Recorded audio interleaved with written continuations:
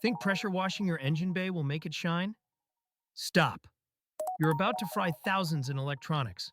High pressure water forces its way into weatherproof, not waterproof, electrical connectors, causing shorts, sensor failures, and starting problems that mechanics hate diagnosing.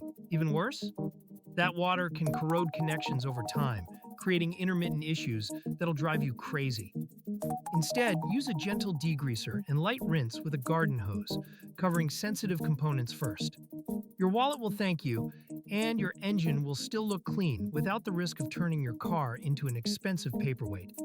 Subscribe for more car care tips that save you serious money.